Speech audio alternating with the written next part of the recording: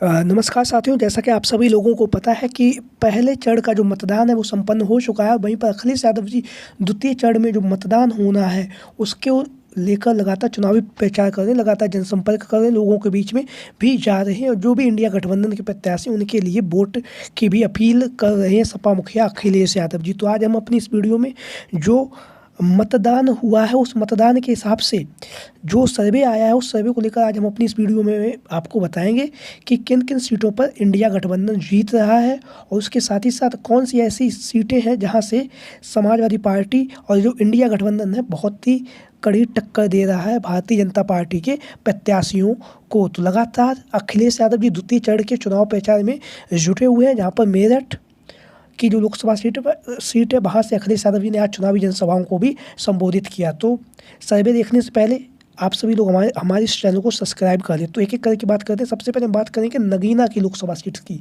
नगीना की जो लोकसभा सीट है यहाँ से सपा मुखिया अखिलेश यादव जी के द्वारा मनोज कुमार को समाजवादी पार्टी का प्रत्याशी घोषित किया गया है। तो मनोज कुमार जी नगीना की लोकसभा सीट से चुनावी जो मैदान है उसमें जीतते हुए दिखाई दे रहे हैं, क्योंकि यहाँ का जो माहौल है वो दलित बहुल ये सीट है और यहाँ से दलित बहुल सीट होने के साथ ही साथ अखिलेश यादव जी के ने जो जाति समीकरण के हिसाब से यहाँ से जो प्रत्याशी घोषित किया है वो उस हिसाब से नगीना की लोकसभा सीट से समाजवादी पार्टी जीत रही है। वहीं पर बात करेंगे कैराना की लोकसभा सीट से।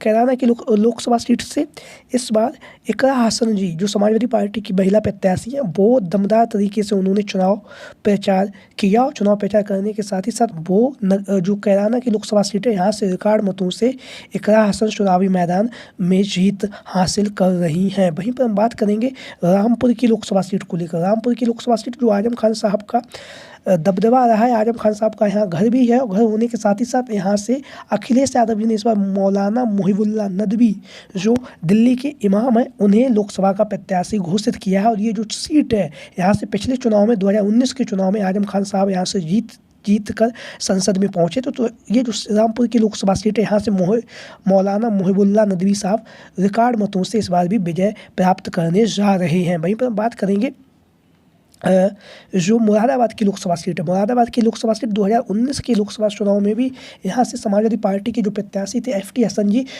चुनाव मैदान में जीत हासिल की थी और सदन के अंदर पहुंचे थे। लेकिन इस बार अखिलेश यादव जी ने यहाँ से रुचि बीरा को चुनावी प्रत्याशी घोषित किया है और रुचि बीरा जी ने यहाँ पर रिकॉर्ड मतों से चुनाव जीतने जा रही हैं। मुरादाबाद की लोकसभा सीट से 2024 का लोकसभा चुनाव में रुचि बीरा चुनावी मैदान में फतेह हासिल करने जा रही हैं। वहीं पर हम बात करेंगे मुजफ्फरनगर लोकसभा सीट से।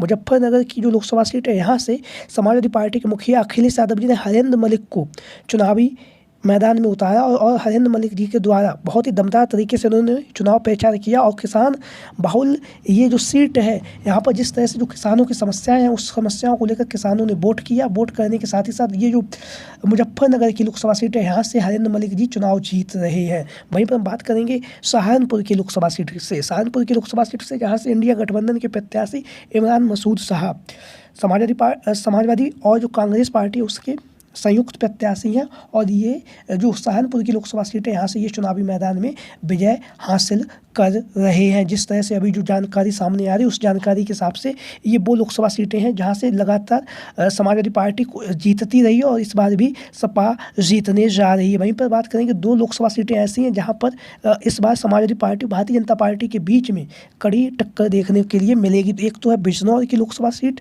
और दूसरी है पीलीभीत की लोकसभा सीट। बिजनौर की लोकसभा सीट से समाजवादी पार्टी की तरफ से दीपक सैनी जी चुनाव मैदान में है। वहीं पर जो पीलीभीत की लोकसभा सीट वहाँ से भागवत शरण गंगवार जी समाजवादी पार्टी के प्रत्याशी हैं। तो यहाँ पर कांटे की टक्कर होती हुई दिखाई दे रही है। तो आप सभी साथी जो भी हमारी इस वीडियो को देख रहे हैं वो कमेंट बॉक्स के माध्यम से अपनी राय ज़रूर दें।